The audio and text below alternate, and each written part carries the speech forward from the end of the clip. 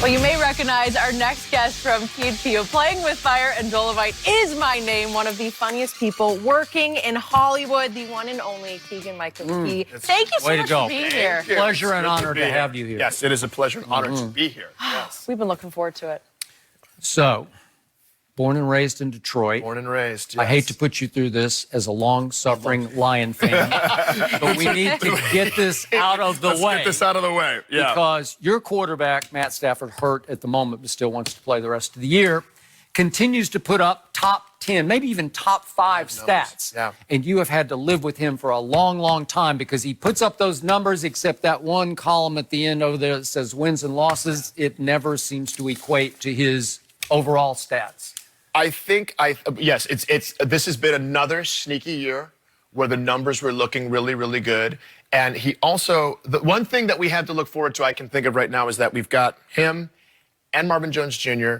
and Kenny Golladay going through the next season. So I have that to look forward to. That doesn't translate to wins. No, it necessarily. does not. I am a little disillusioned. I was extremely excited, as a lot of people were, when Matt Patricia came. And now what's happening is the defense seems especially porous, as opposed to, I was looking for these really exotic schemes to be working to our advantage. And then now the issue, and God bless Jeff Driscoll. I mean, I think he's hanging in there as best he can. He tries hard. He's trying really hard. Yeah. But it's something, when I talk to friends at home and family, our issue always, it feels like it has been since Barry Sanders was on the field. I just spoke about a porous defense. Our issue is a porous offensive line. And I was really happy about the Ragnow pick at center a while back. He's a very mobile guy, but I don't know what the issue is. I really do. I'm mystified by it. I'm mystified. Are you ready to part ways with Matthew Stafford and start a new era? I am not. Okay. I am not. I think it's shoring up issues in other parts of the team. I can't speak as much to the coaching personnel. I wish I could, but I don't have that expertise as much. I don't understand the way you would, Shannon, all the nuances of X's and O's here and there. I understand what a pulling guard does, but I don't understand. I don't understand where and how one changes a culture. And we've seen this Belichick thing happen so many times, where someone leaves and then you end up with an average or a subpar team. So I love Mrs. Ford. We have a relationship. Matt's been wonderful, and I think that Mr. Quinn has done a really good job. But it's not gelling the way I was expecting it to. Yeah. So, let's talk about my team, the Dallas Cowboys. Do you see contenders or pretenders so far? 6-5, can't get over the hump. Can't get over the hump. Yep. I am sorry to say, Skip, that I think it's welcome to pretender land population. Told you. Ooh. I really do. It feels shaky. They look shaky. They look shaky, and it's interesting because I think they should be, if ever there was a ball control team this season, they should be it. That I feel like when I watch them and I'm seeing Zeke, it feels like we should just be able to eat up clock and eat up clock and eat up clock, and it's not working the way I thought it would. What do you attribute that to? We don't Shannon's have like, enough.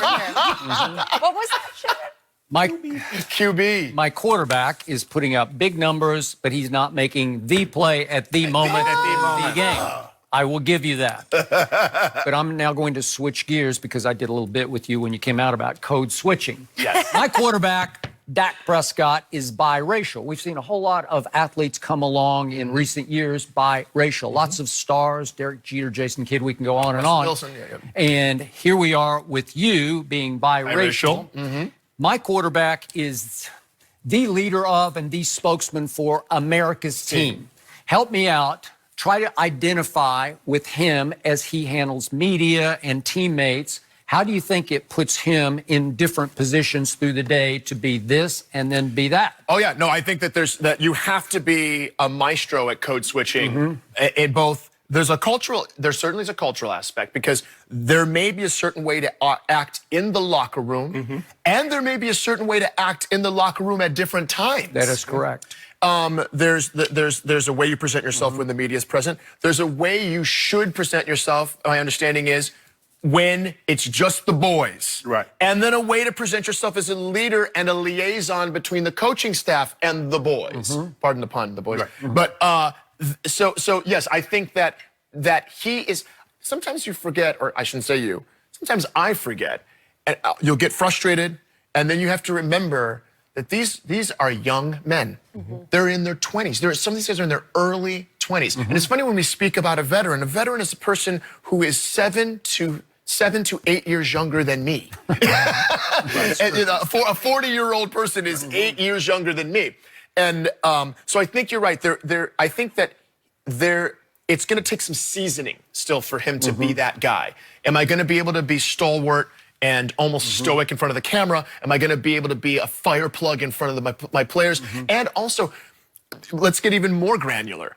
How am I speaking to the guys on my O-line? How am I talking to the backup quarterback? Is it my job already to still to try to coach him up?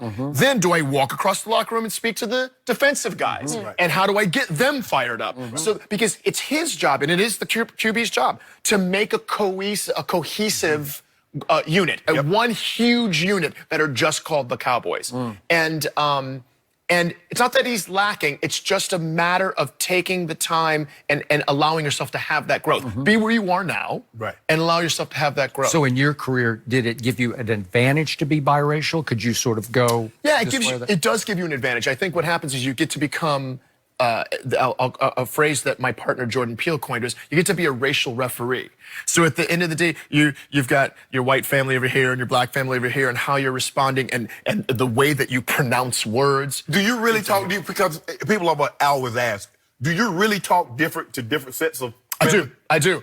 And I felt like, it's funny, my wife who's white, my wife will walk down the street and she just goes, it's amazing. It's amazing. I see it. And my favorite thing is when I see an older African-American gentleman who who know it must be a fan, someone who was alive when Dick Gregory was a comedian. Okay. And he goes, hey man, I see y'all.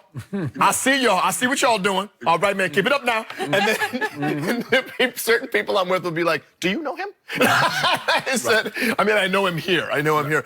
There is, sometimes what you're doing is you're putting other people at comfort.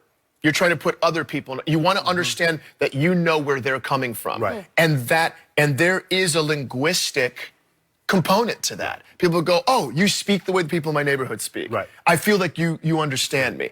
And I think that if you can do that, I try to do that on any show I am, is try to relate to members of the crew.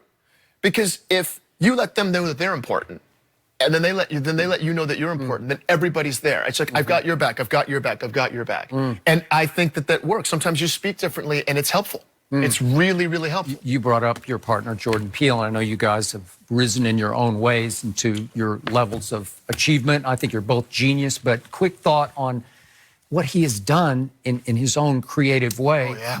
Get Out and Us, and Keanu that you both starred in. But how amazed are you at what he is doing? It's interesting. I'm actually not that amazed. He has been, I've known him for 15, 16 years.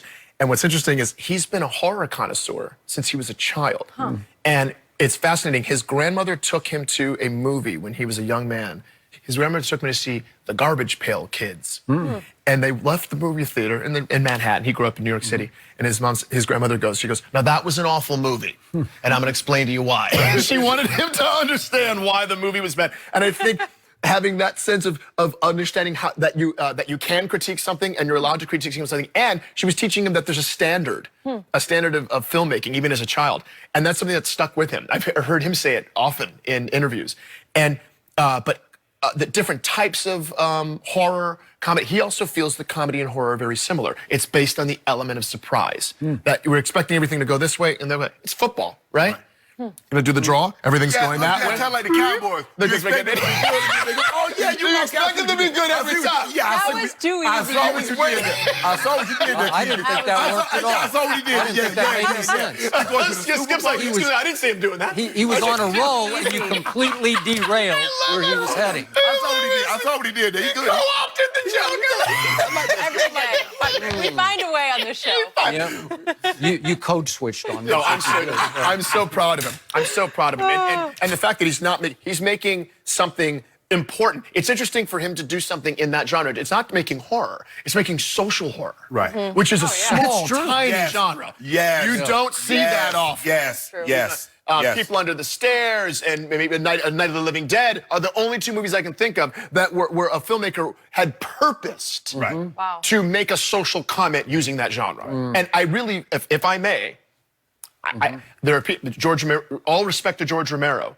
I don't know that anybody's done it better. Maybe as good, but no one has done it better than Jordan. Agree. He is he's the upper echelon of that Because genre. Get Out was not only chilling, but it was as strong social commentary as you could. A beautiful piece of satire. Yeah. Oh, that's so interesting to think about that dynamic. You are one of the busiest guys in Hollywood, so I hope you can stick around for a little bit longer. One more segment. We have a lot segment. Yes, to. we do. I got to keep setting up Sharon. He's going to like this. For you. More with Keegan coming up.